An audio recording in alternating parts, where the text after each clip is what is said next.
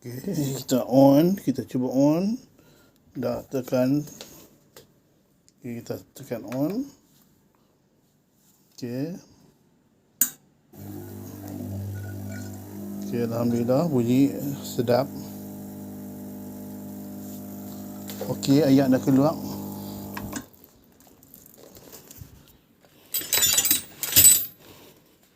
Ayat dah keluar, mana kata dia punya water pump tu okey. Cuma dia punya ni kita lupa nak masuk.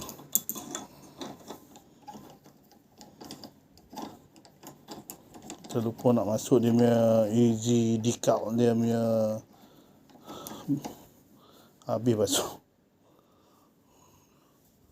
Okey, kita cuba sekali lagi.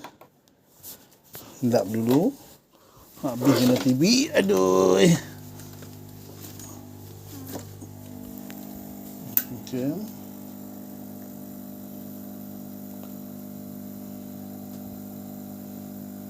Okey, dia dah tak trip ah.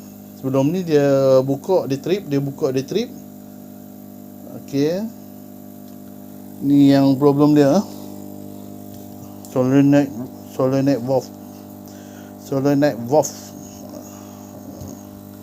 Okey, kita tunggu result dia, tengok macam mana.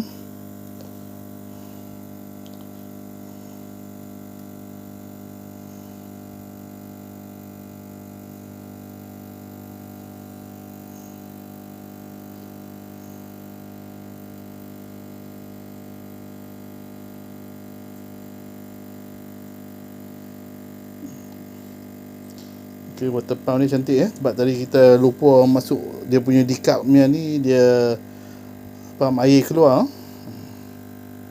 Mana kata okey lah. Yang problem kali ni pula kita tukar solenoid valve. Barang baru sampai tadi.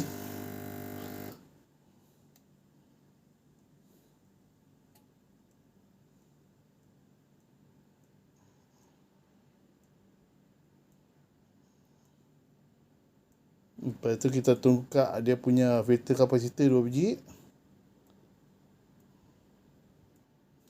Okay, kita tunggu sampai dia punya ni betul-betul sedia. Masih blinking lagi.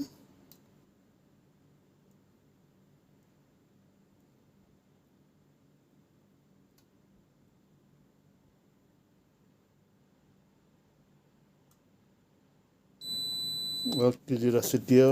Alhamdulillah.